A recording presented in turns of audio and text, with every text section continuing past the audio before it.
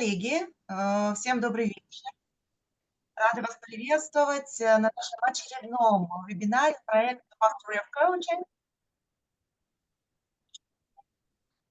Я по традиции передаю слово Сурковой, PCC России, президенту Центрального группы коучинга. Пожалуйста. Да, коллеги, добрый вечер. Традиционно рада приветствовать вас здесь. Мы двигаемся, и сегодня уже 6-й вебинар. И я очень надеюсь, что за эти 6 вебинаров вы получили уже невероятно много всего, что можно получить в коучинге, невероятно много вдохновения, невероятно много той энергии, которой делятся с нами очень щедро спикеры. И сегодня мы рады приветствовать в нашем доме Angelos. Спасибо большое вам, что вы согласились сегодня поучаствовать в нашем проекте. Мы очень рады вас видеть, очень рады вас приветствовать нашим большим сообществом. И с удовольствием готовы слушать вас, внимать вашим мыслям и тому, с чем вы нас сегодня готовы познакомить. Пожалуйста, Таня, спасибо за предоставленное слово. Спасибо, Юля. Коллеги, сначала несколько слов относительно проекта. Пожалуйста, не забывайте, что у нас на площадке работает электронный перевод, поэтому выбирайте, пожалуйста, нажимайте кнопочку перевод, выбирайте русский, если вы хотите на русском, английский, если вы хотите на английском. Пожалуйста, не забывайте, что в ходе вебинара вы можете писать вопросы в чате на русском языке. Если ваш английский родной язык, пожалуйста, пишите на английском. У нас есть англоговорящая аудитория сегодня. Поэтому, пожалуйста, не забывайте об этом. И после вебинара наш уважаемый спикер ответит на эти вопросы. And right now, I want to invite and to introduce our speaker, Angelos Derlopas. Angelos, hello. Angelos is MCC, globally recognized coach, author, supervisor, coach educator, supporting leaders and coaches to achieve mastery through positive psychology, evidence-based methods. And Angelos has with our so he's a coach with over 30 years of experience in business leadership and more than 20,000 hours of coaching. As the founder and leader of Positively Global Coaching, he has created world-class coaching education programs and corporate coaching solutions that have influenced leaders and professionals across the global in over 140 countries. So, Angelos, glad to see you. Thank you for your time. And so, floor is yours. Spasiba. Thank you very much, Tatiana. And thank you very much, Julia, for this great invitation. I hope your events, your webinars are going very well, and I hope they will continue to be very successful. I understand that in the line after me in a few days, you will host Benita Stafford Smith, who is one of my very dear and favorite colleagues. So give her my regards, and I hope you will be having a very smooth and productive webinar series. So let me just jump right in and share my screen and start talking about number 6, competency number 6. So it's listens actively, what we used to call active listening, which is so fascinating. And I guess that it must be fascinating for a lot of you, since there are so many of you here. And I'm glad that you share this excitement with this particular competency. I think it's so important and central to the coaching that we do. Somebody said, I cannot recall who said that active listening is like the gate through everything that is happening in a coaching engagement, in a coaching session, in a coaching conversation. It's so important. It's so important for us to become better and better. And our purpose today, as I have been invited and asked to focus on what does that mean for the MCC coach at the masterful level. But I thought, well, first, a few things about me. Well, I think Tatiana said everything about me so beautifully. So thank you very much, Tatiana. And I think it will be very helpful to start with the evolution of the ICF competencies, to go a little bit of the background to see what was the place and how was active listening being positioned into the ICF competencies a few years ago when the ICF competencies were 11. Now they're only 8. I hope I'm not speaking too fast and the interpreter is catching up and everything is going well. Okay, so I'm seeing some heads nodding, so that's great. So I thought to do a little, go a little bit back in history before 2020, before 29, when there were 11 ICF competencies, and now we only have 8, and do a little bit of a retrospective analysis of these of specific competency changes to understand, where we're coming from, where active listening is coming from. And as many of you would remember, the original core competencies from ICF were 11. They were structured into 4 categories. They still are, which was setting the foundation, co-creating the relationship, communicating effectively, and facilitating learning and results.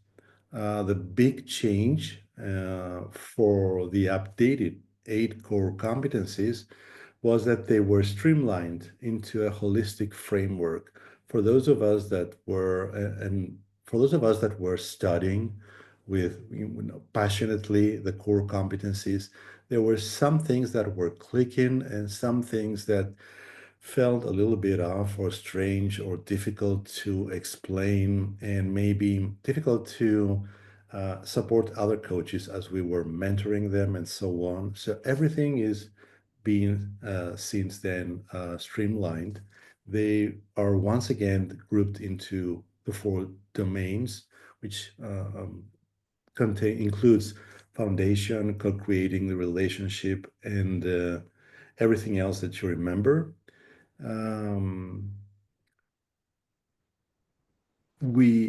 When we're doing coaching, it seems that one of the most important concepts is to communicate effectively, to be able to communicate whatever it is that we want to communicate with the client, and in a way that will help us essentially build trust and understanding, and to cultivate learning and growth, which in a sense will now bring into mind number 8, facilitates client growth, and encourage continuous improvement and development so that the change will be sustainable and the client will keep on growing and developing after the coaching session, even after the coaching engagement.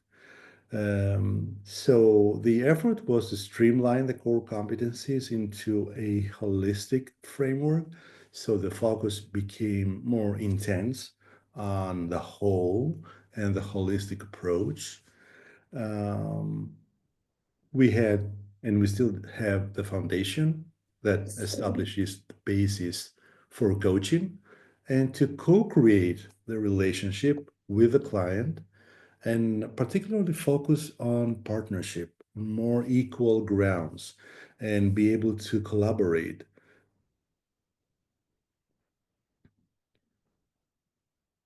So the original 11 core competencies were structured into 4 categories. The categories included setting the foundation, co-creating the relationship, communicating effectively, and facilitating learning and results. The previous focus on active listening, remember that back in the days with 11 competencies, we used to call that competency active listening. Now it's being rephrased into listens actively. I don't know how that translates in Russian, but I guess it's must be very similar. So the previous emphasis was on the coach's ability to hear the client words, meaning of the words, and their emotions, if possible, what they were expressing or what they were experiencing during the coaching session and in the context of their narrative or what were the emotions that they were experiencing.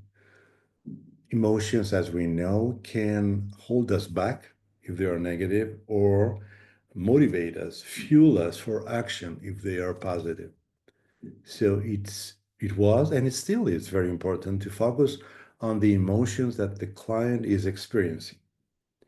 The focus was also on the coach to demonstrate attentiveness, being very cautious and paying attention to what was happening in the coach's world, in the client's world, through and show that attentiveness through doing summaries of what the client just said and shared, and ask clarification questions. And we wanted the coach to be able to use both verbal and non-verbal cues, which is another way to say what the client is saying and what the client is not saying. Well, not exactly. What the client is feeling, or nonverbal cues can also mean that as the client is saying this, it seems that there is a parallel process, that they're thinking about something that might be emerging or not. And should we help the client to open up that door and bring this up there in the real world? What is the client thinking? The client's process is a working process. So it would be very helpful if we as coaches can help the client become A, more aware of what they're experiencing, B, of what else is there for them, is waiting for them, or what else might they want to explore, and what might be important for them to explore in the context of the agreed goal of the established agreement for the session. Now, our current focus on listens actively in the 8 competencies framework is to expand beyond hearing and just responding. And we want the coach to have a stronger focus on the whole person, which was something that we used to say during coaching trainings, but now you can see that and you can sense that, you can feel that in the language that the 8 competencies are using. We want the coach to be able to recognize the client's energy and emotions and patterns. So you can see that energy becomes more important. We are naming that energy is important because we can find this in the language that the ICF is now using. And patterns, thought patterns, and maybe behavioral patterns.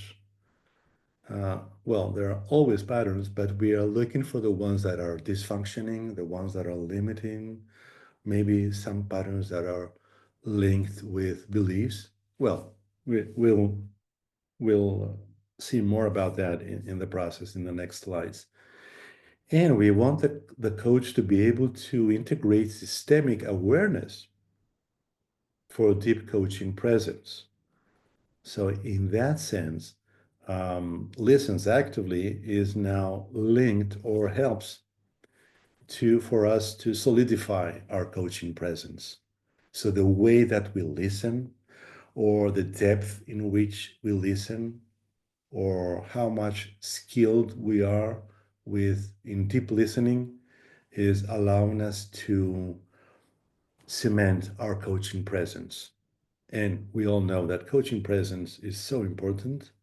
And I think it might be true for you that coaching presence, especially when you're starting coaching training, is such a mystery. How do I create that kind of coaching presence that will be functioning and helpful for their client and their process? Well, let's move on to the next slide. So, more holistic and integrated, the competencies emphasize fluid coaching dynamics. Everything is changing, and we want to be able to have our antennas to pick up all the signals, be very sensitive, be very attentive, be very skilled in picking up all the signals and integrating that in our inquiry. And well, so we don't have to limit our use of language. So it's not just inquiry, it's about our offerings. Our questions are offerings for or invitations for the client to explore what is important to them. And I use that phrase because we want to be equal partners in this process. We want to collaborate with them, and we'll see more about that in the process. So, more emphasis on coaching mindset. Of course, coaching mindset embodies and coaching mindset, coaching competency number 2. That was the first time that it made its appearance on the 8 competency framework. So we have an introduction of embodies the coaching mindset, and the focus is on lifelong learning, reflective practice, and self-regulations. These are some really magical words. What do they mean, all these words? Well, of course, lifelong learning has a lot to do with our commitment on continuing coaching education, which is one of the commitments that we are making when we are abiding by the code of ethics. Reflective practice, so that can refer to coaching supervision as well, among others. Well, it's not just coaching supervision that can help us practice reflection and self-regulation. Yes, of course, this is linked to emotional intelligence. We need that. We need to be able to be attuned to what the client is sharing and what the client is experiencing and how that might be affecting us.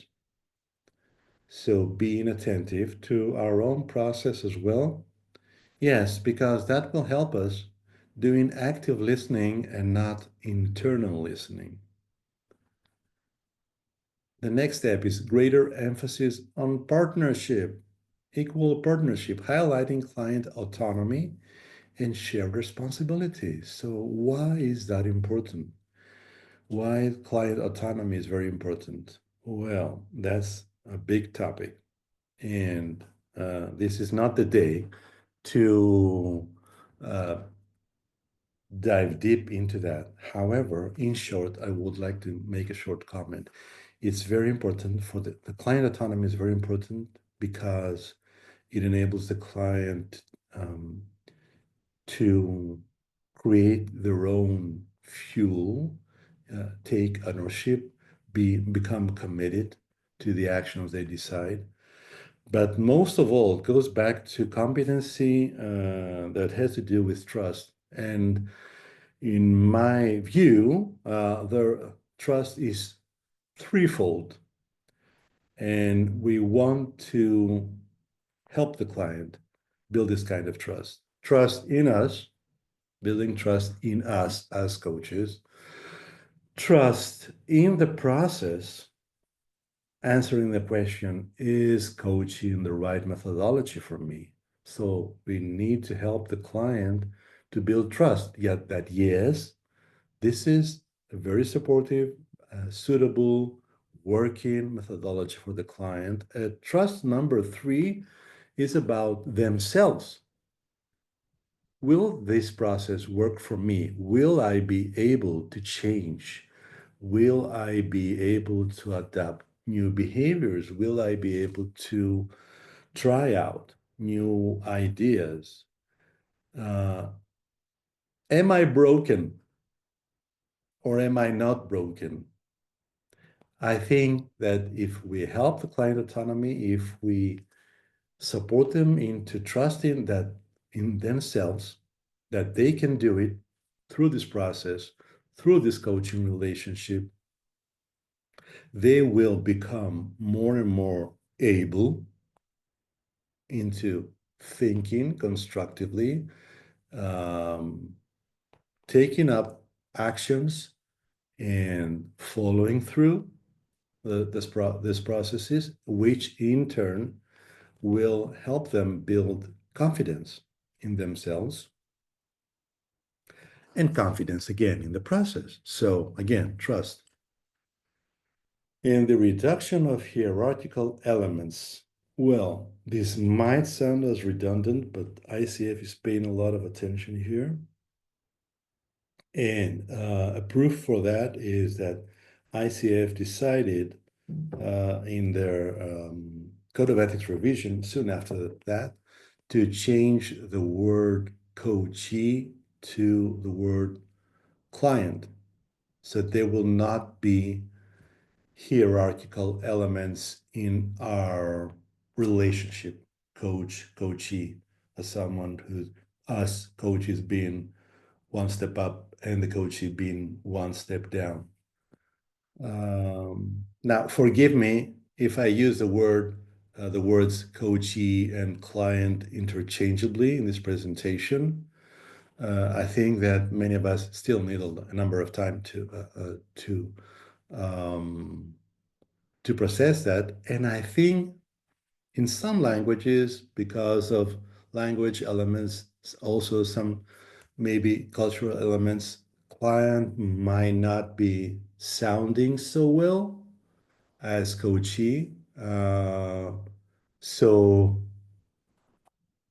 I think what we mostly need is the understanding and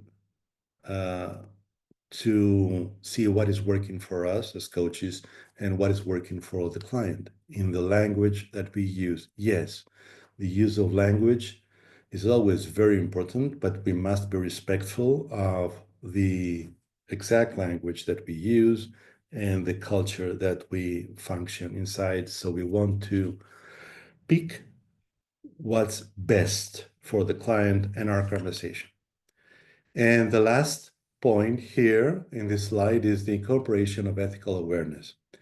Ethics now are integrated into the broader framework. I think the more deeply you become engaged with coaching, the deeper the understanding you develop about what is important or not.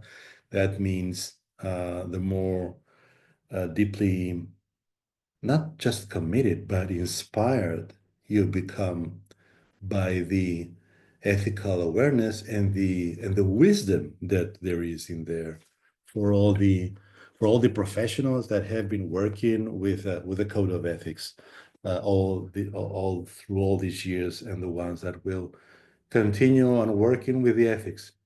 Well, let's move on to the next slide because we have so many slides to cover.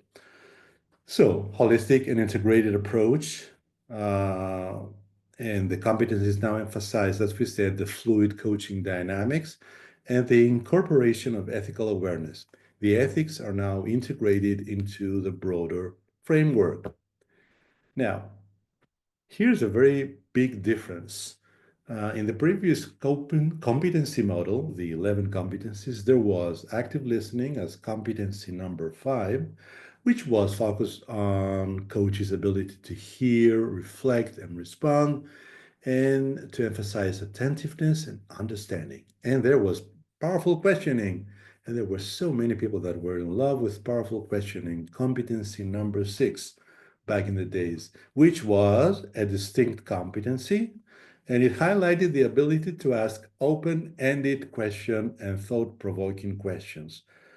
I remember some people that were coming to coaching, they really wanted to ace their powerful questions. And we had so much work in making them understand that it was not just about the powerful questions, but it was mainly about the powerful questioning. So how do you use the questions in the process, in the context, and so on? Now, the current competency model, the 8 competencies, only has one called listens actively. That's competency number 6, and incorporates, yes, both listening and questioning. Why is that happening? Recognize the effective listening leads to insightful questions. Now, let's talk more about that. How does that happen? How does this integrated listening and questioning functions? And why is that important? And why is it combined into a single process? I'm sure that as you're listening to these presentations, you are having a lot of thoughts about that, and many of you must recall that the way that we listen can help us craft insightful questions, and the quality of the questions that we offer help us and the client explore their reality, which in turn help us understand better, listen to what's really important and not beyond the surface. And I really want to emphasize this in the second bullet, that we say effective listening leads to insightful, client-driven questions. It's important that these are questions that are being driven by the client and not the coach, not because of the coach's insecurity, the need to show how great coach they are, or maybe even, vanity in rare circumstances. The ICF acknowledges the natural connection between listening and questioning, although they were previously treated as separate actions, and maybe exactly because they were previously treated as separate actions. This is putting the right emphasis, remembering that. And I don't know if there are very young coaches that have not had the opportunity to study the 11 core competencies. So maybe they will not be fully aware that this is now integrated, it's included.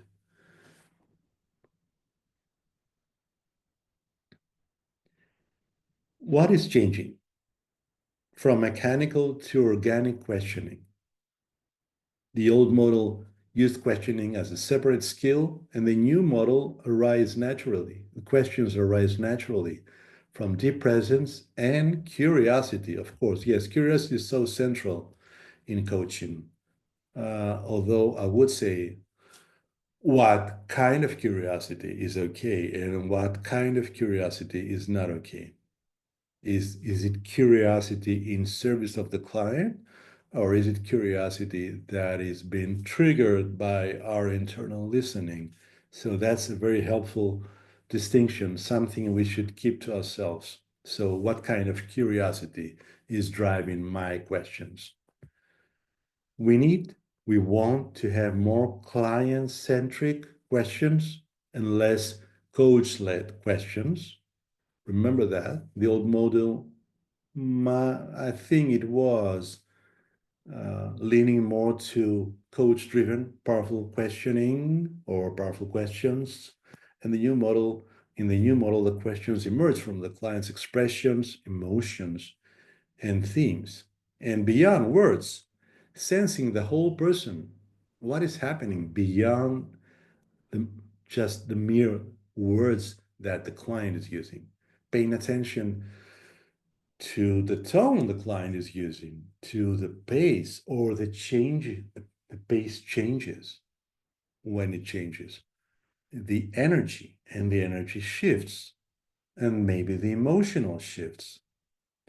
And the questions arise from both spoken and unspoken cues. Yes, because cues might be, well, all the signals, the visual signals that you can see when you can have access to the image of your client. But for some of you, there might be times when you might be coaching a client and the connection is very weak, so you have to change to audio only. And to be honest, I have been using that a lot. As Tatiana said earlier, I have coached clients in 140 countries. And yes, in some situations, we had to switch to audio only, which is, well, actually, it's not a problem because you are always gaining something. And I think you are becoming better. And the coaching conversation and the coaching connection is becoming better. So there is always so many cues, and the cues can be audio signals, and maybe it's a great exercise for some of you if you want to try that, to see how, if I focus on just the audio, I might experience that there might be an increase of information that I'm getting from the client set about what is happening as they're experiencing this coaching process with me in service of them. And the last one here in this slide is questioning as a reflective and not directive tool. Like, as we said earlier, offering the client, holding the client space for them to reflect on what is most important to them, encourage questions that mirror back what the coach hears. Yes, that might work. And promote deeper self-exploration as a non-directive, client-led approach. So how is that happening? Hold the space. Hold the space for the client so they reflect on whatever they choose, what is important to them, or just wait for them. Use your intuition, wait for them so that they can complete their own process as they are experiencing what's been emerging for them during the coaching conversation and during the coaching silence between the questions and the answers. There are other questions and other answers. Silence can be gold.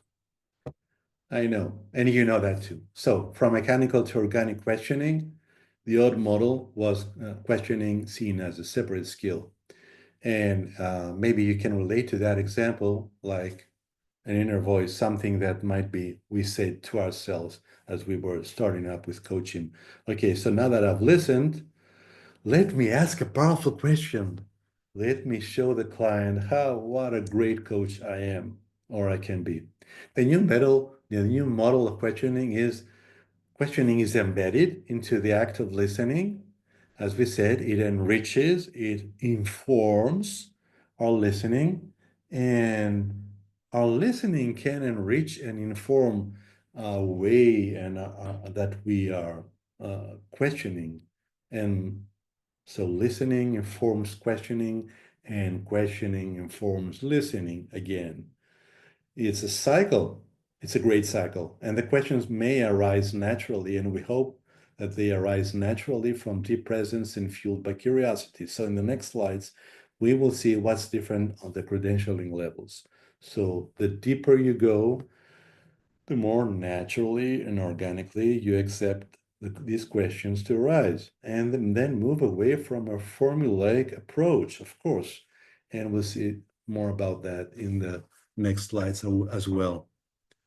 So less questioning that is led about from the coach, by the coach, and focus on crafting the best question. Emergence from clients' expressions. Questions can now arise from clients' emotions, their energy, their patterns, maybe their behavioral patterns, their thought patterns, their beliefs, themes that emerge, and the coach responds to clients' expressions. This can work as a cue for inquiry. And the client's self-discovery is very important. The coach should facilitate the client's own insights. It's less about coaches crafting their own questions. So let's move forward quickly because time is passing by. And as we said earlier, so there's a value in silence, there is a value in reflection, and there's a value in acknowledgement to be attuned to the client. And we want to integrate deep listening and powerful questioning. And we want to integrate that seamlessly. You will get the coaching slides, I guess, after that. I want to jump quickly in this. I think this table will be very helpful because you have all the information. But this is the English slide, so I'll show you the Russian slide so you can see the two columns, what was happening in the old model and what is happening in the new model. But let me move forward to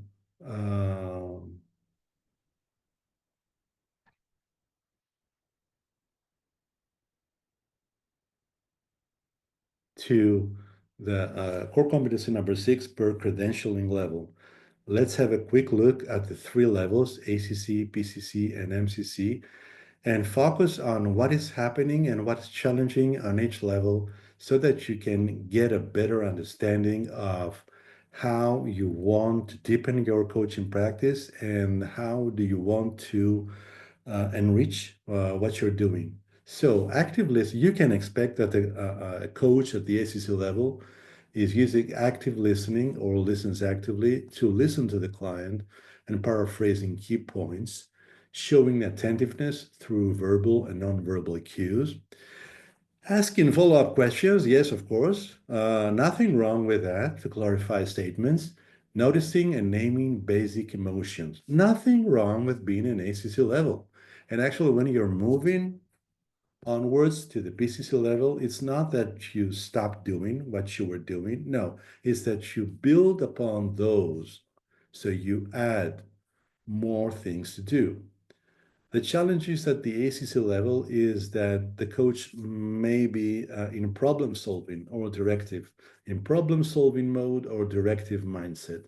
And the coach might not be fully attuned to the client's deeper meanings in their words.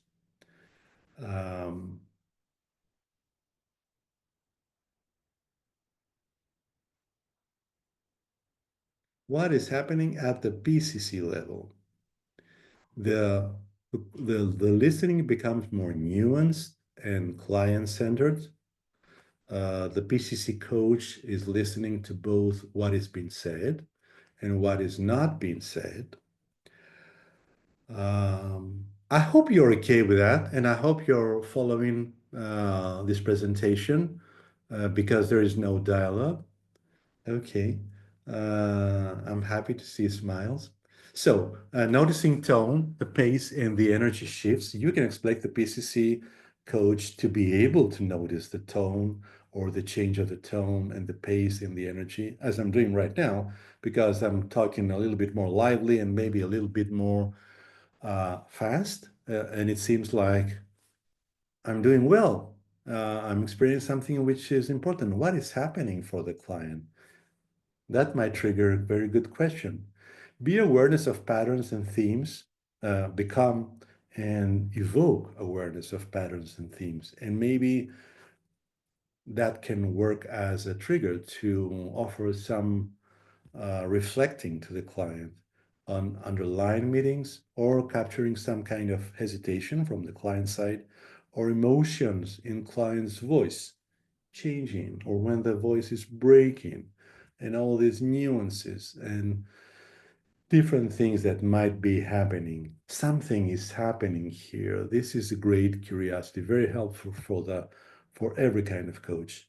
And the balance between curiosity and silence. Now, you can expect, and you should expect, the PCC coach to be able to balance that out. So bring more silence in the room, bring more silence in the coaching session. Silence, not because the client, not because the coach does not know what question to ask, but because the client might need that silence to process their own thoughts, and exploring possible contradictions in what the client is sharing, gently, respectfully addressing contradictions in the client's words. Are there any challenges at the PCC level? Yes, of course. Maybe relying overly relying on techniques rather than deep presence. Yes, of course, if there's something that the PCC level coach should become better at, is to be less mechanic and more organic, being more present and less formulaic in their process, in their presence, in their questioning, which involves listening.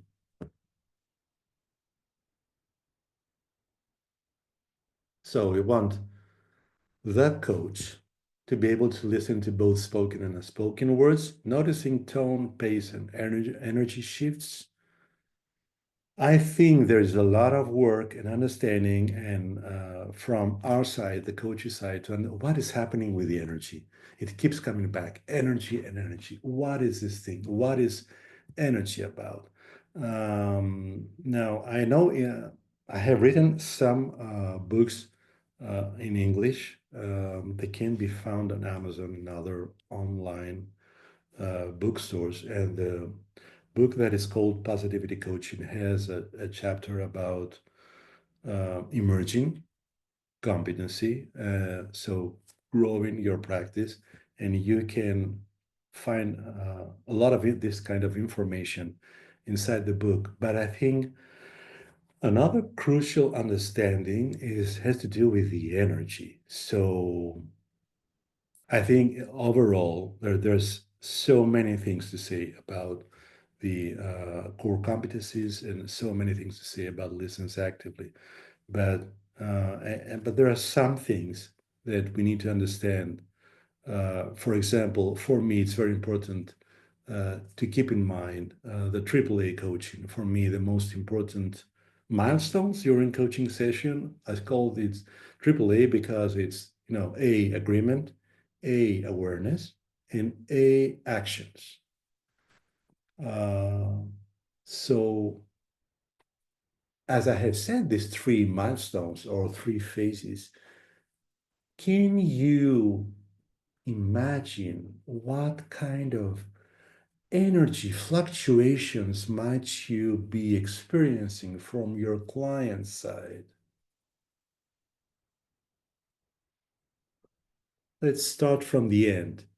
You should expect your client to end up the coaching session being, pumped up, psyched, and be very energetic and committed and full, and have high energy, and leaving this session with high energy. Because why? Of course, in order to undertake any kind of action, you must be feeling very highly convinced and energized. So the energy, if the energy should, when you're ending a coaching session, should be at the higher level if possible.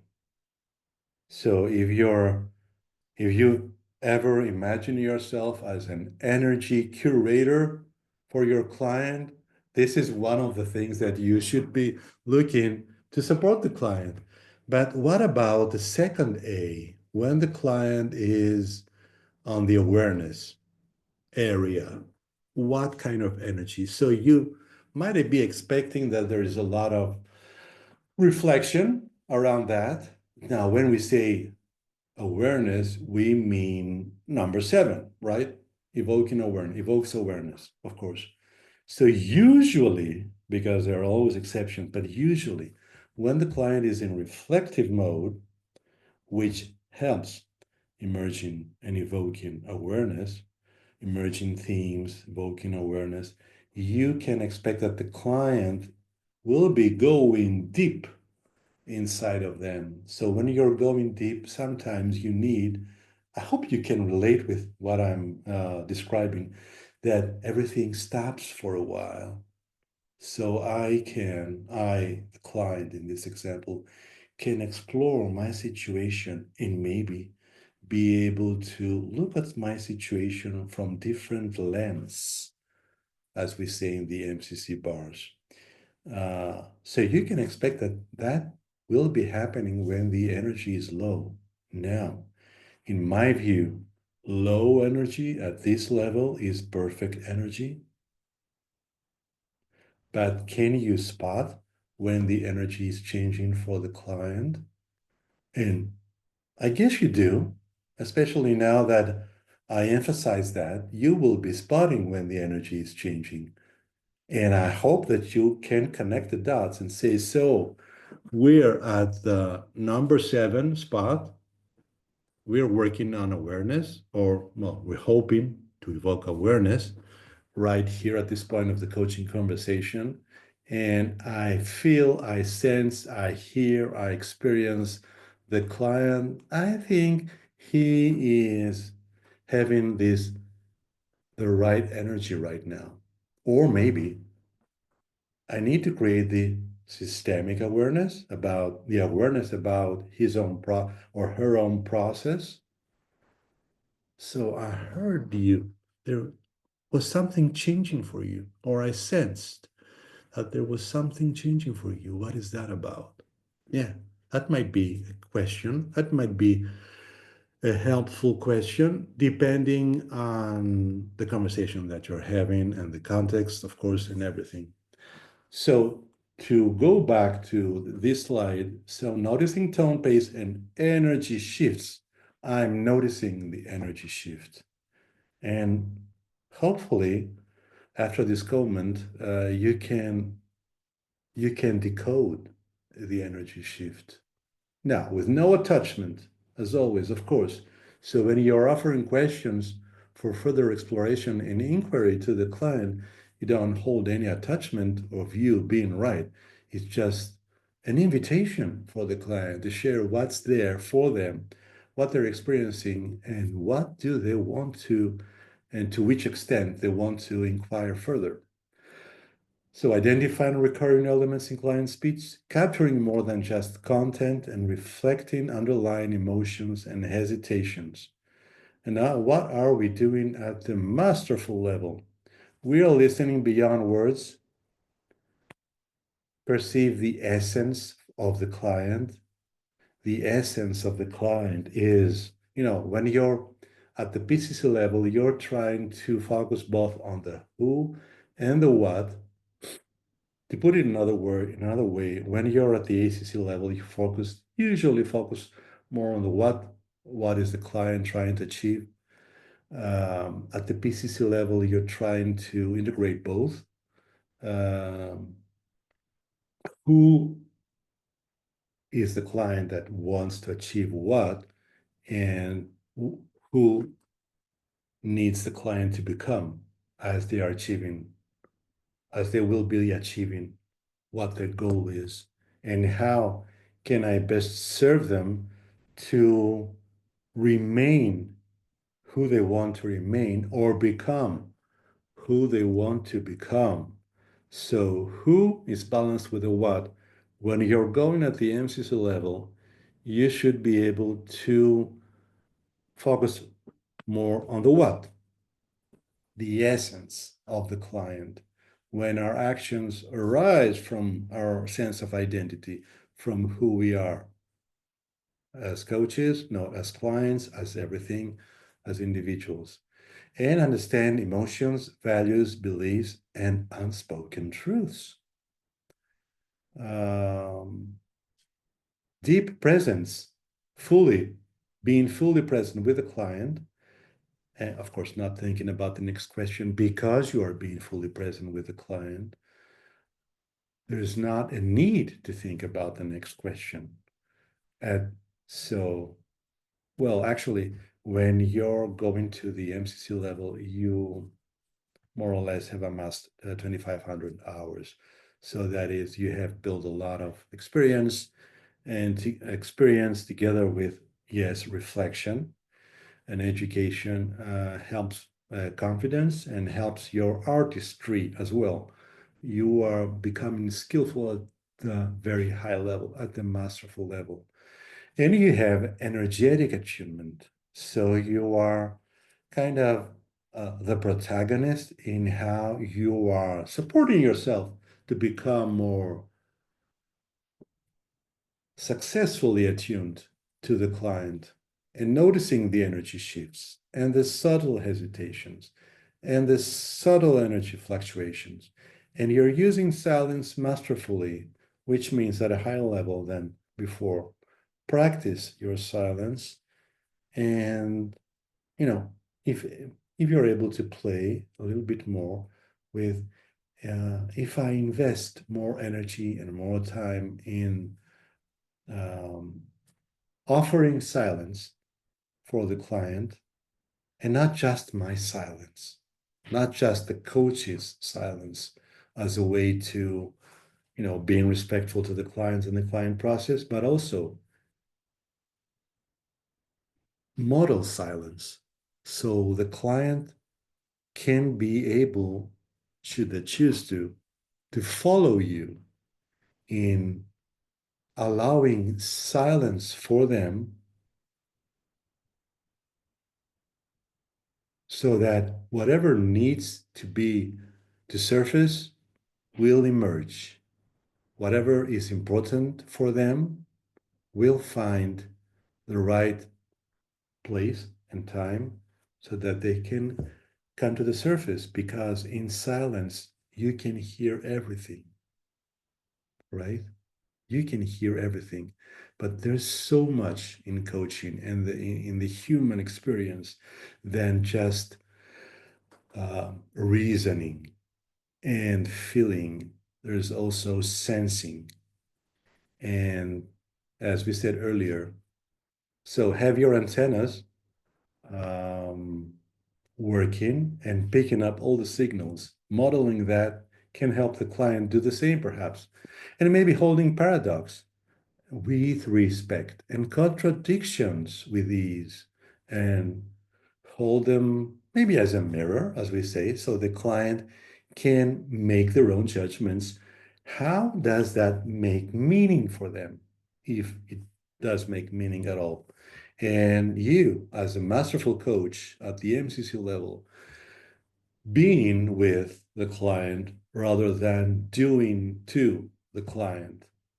So listens and perceive the essence of the client, understand their emotions, their values, beliefs, and unspoken truth, being in deep presence, fully in presence with the client, not thinking about the next question, noticing energy shifts and subtle hesitations, using silence masterfully, holding the space for the client so they can reflect if they choose to do so, inviting reflection, holding paradox and contradictions, and being with rather than just doing to, holding and holding a space so that the client's dilemma can be seen.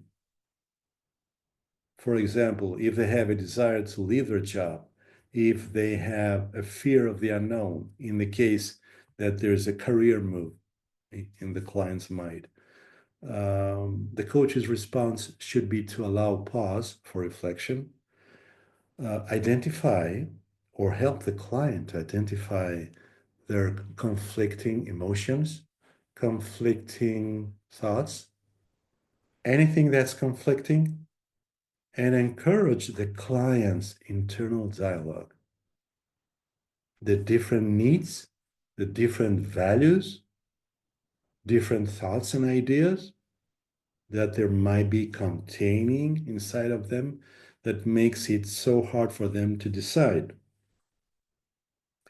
I think this table is very helpful. The next slide has the same information in Russian. So you can see the 3 different credentialing levels in the domains of listening focus, the response style, the depth of presence, the handling silence, and the awareness of the unspoken. So instead of me just reading this to you, I will switch on to the next slide so you can read them for yourselves. And hoping this is helpful for your own process. So, and this is an invitation for you. I don't know each one of you in which credentialing level you are or how close you are. And can you identify your own self um, in any of these domain information per credentialing level? Or can you spot something that might be looking more challenging for you? I know that I can see there's 24 balloons in the chat box, but unfortunately I cannot read the chat box because my screen is full with a slide. But if there's anything that we need to address, answer, or any wonderful comment that we want to share with everyone in this room here, as we are reaching the end of this slide presentation. Just a conclusion.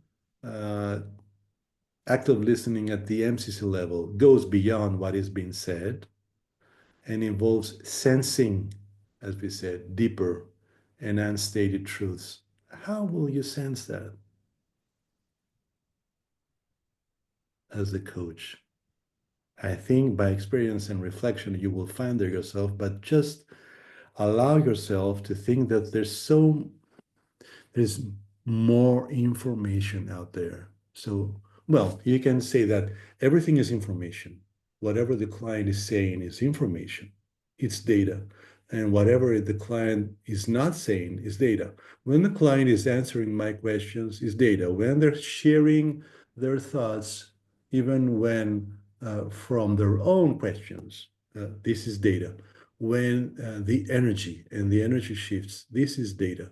Emotions they are experiencing that are visible, and the ones you you offer inquiry for them and they're sharing, that is data. And everything else that you might be sensing and asking for without attachment, that is also data. And sometimes when you're asking for something and there's nothing there, no data is still data. Everything is data.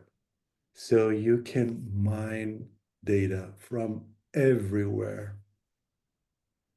Just hold that curiosity, and in time, by experience and by mentoring, by all those processes that we have in coaching, training, mentoring, and supervision and assessing and everything, you will become better in that, and you will get closer to your true gifts as a coach, the gifts that are waiting for you to discover them. You are all unique as individuals, and I guess that will create in time your personal signature as a coach. Yes, the objective is to become fully attuned to the client and create an atmosphere of deep understanding, create a bridge and walk through that bridge. So model that, be that role model for the client. Yes, inspire them and show them the way. And feel deeply heard. The client's experience will be that they feel deeply heard and seen and understood. And to be honest, not just by you, but mostly from them, right? And invited into profound self-exploration, learning more about themselves through your questions and through your silence as well. This is my contact information. These are my 4 books. This is the email that you can contact me and the website, and I will be happy to, if you drop me any kind of question, I will be happy to answer to these questions. So thank you very much. And I think that I finished on what was requested. It's 7 o'clock there, right? Yeah, Angelos, thank you very much for timing. And I think that we have some more time, 10 or maybe 15 minutes, and we have some questions. So will you answer our questions? Yeah, okay. Is it okay? I stopped sharing so we can see each other. Yeah, it's okay. So I'll read it to you because some of them are in English, some are in Russian. So the question is, how do you distinguish between shift in emotions and shift in energy? Well, what's the difference between shifting energy and shifting emotions? Was that the question? How do I understood that how can you understand that this is emotion and this is energy? Yes, usually emotions are expressed by, by facial expressions. So you can see that if I frown or if I look sad, if I look happy, if there's a smile somewhere there, you can see that usually.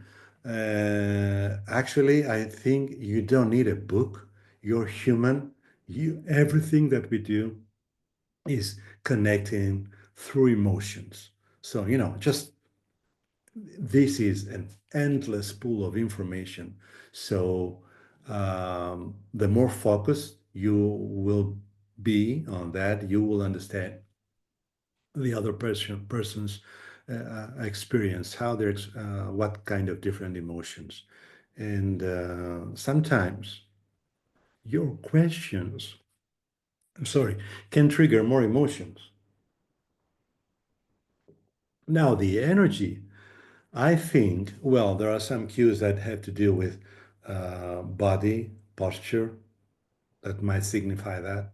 But I think the way that I speak, does my voice sound more blurred suddenly when before it was more energetic? Am I start talking more slowly when before I seem to be very excited and talking quickly? Well, obviously, that is linked with some kind of energy shift, right? I mean, there was a different kind of energy before, and now there's a different kind of energy. And yes, sometimes it's linked with our thoughts, and sometimes it is linked with our emotions, and sometimes it is linked with something which is not visible. So that's a great cue. That's a great hint for us to explore, offer that question to the client. So I'm noticing this. So I'm wondering what is happening for you right now.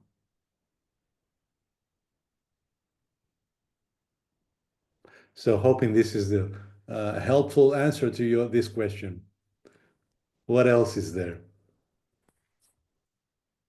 Yes, we have some more questions. So how can a coach understand whether the energy is right or wrong? Well, I'll give you 2 answers. First, based on what we already said, you can have a general idea about the phases of the coaching conversation. If I'm in the mid, if I'm want to work with the client so the client can get some awareness, but it seems that the client is so energetic right now. It doesn't seem that would be very helpful. Of course, it depends on the client. Some clients are very, reflective, and some clients are very active.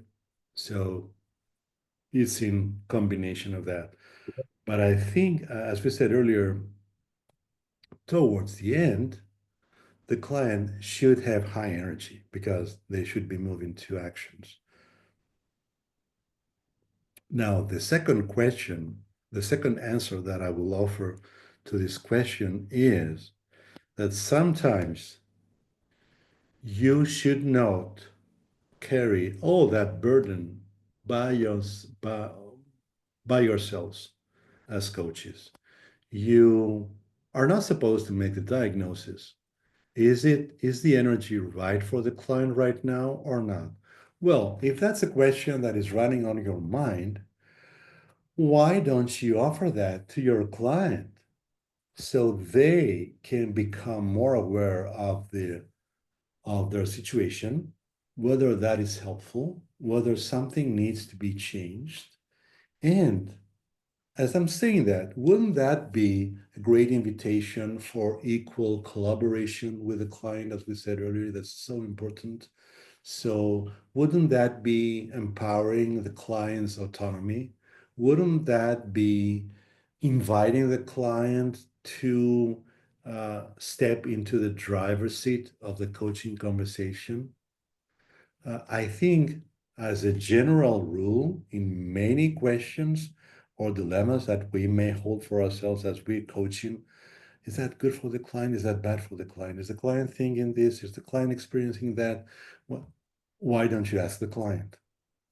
The client is the expert in their experience. The client is the expert in the process.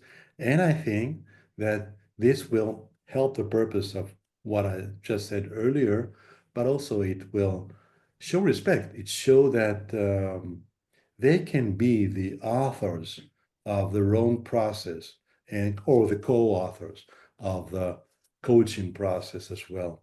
Invite them. Invite them to share. Invite them to share whether that is working for them or you need to change something.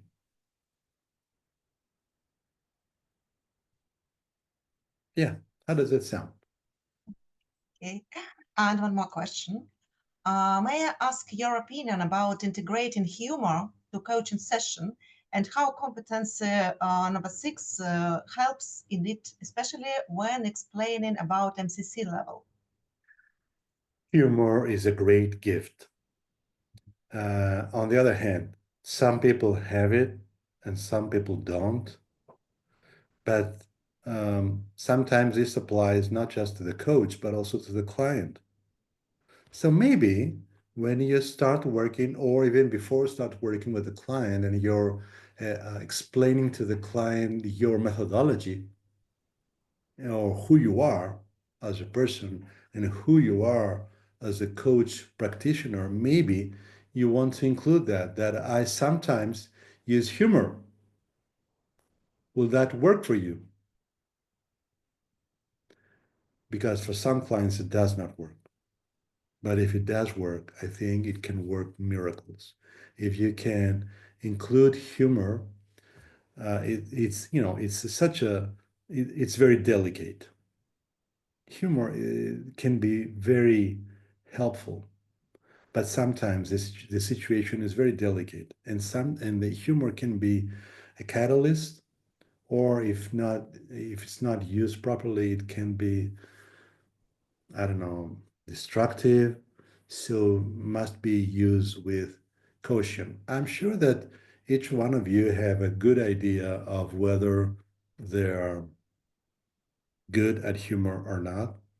And so maybe you want to have an idea of how's the client doing with that. But as we said earlier, you don't have to decide. Let the client decide if that is working for them. Or picking up on the client's identity. Do they use humor? Yes. If if it's okay to use humor, I think it's a great tool because it can create, well, first of all, it can create ease. Secondly, it can create sometimes a very creative distance from the challenge. So that will allow us, again, I will use the same phrase, the same terminology, like changing the lens through which we are seeing our situation right now, helping the client changing the lens. So yes, humor might be able to do so, but it's not a guarantee that it will do that. It's, it can make the situation more light, so it can help build strength. Yes, I truly appreciate humor. I love humor. And I think it's you should be very cautious with humor. It's not for every situation and it's not for everybody. I'm hoping this is helpful. Yes, thank you. And I think the last question, it's in Russian, so I'll read it in Russian.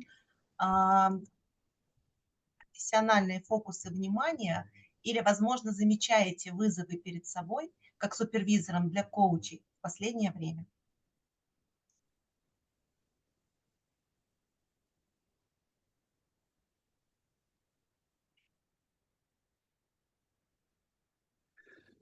Oh, thank you. That's a great question. I think it goes in a different direction. I suppose the person who asked that question is looking through the overall professional lens of where the market is going.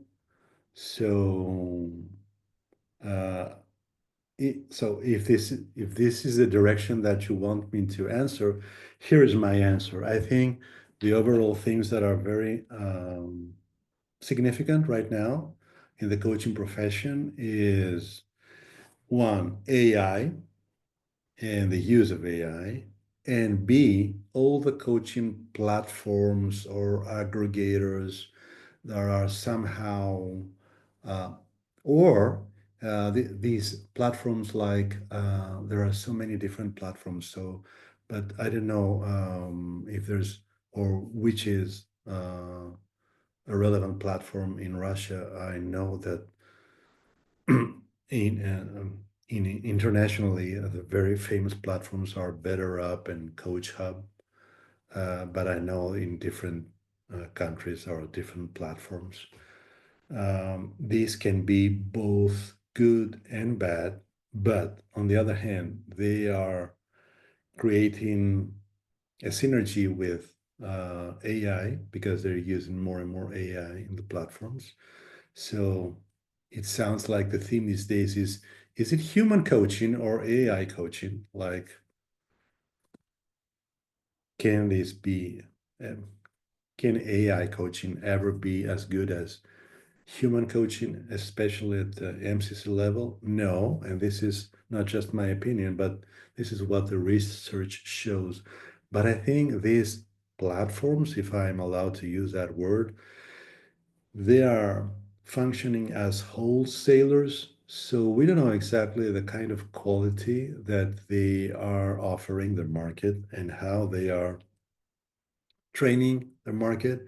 And if it's true, coaching or training or coaching with training elements or training with coaching elements. So I think the ICF and every coaching professional body should be very aware because another another thing about those platforms is that they're becoming so strong in the market that they might be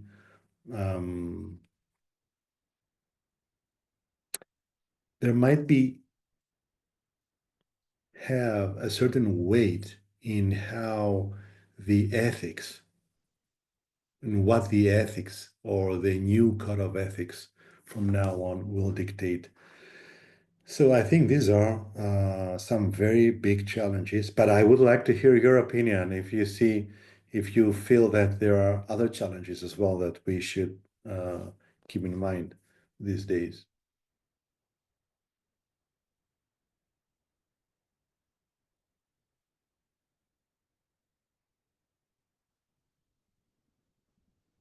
Okay, okay, I'm speaking without microphone. Okay, Angelos, thank you so much. We are absolutely in timing.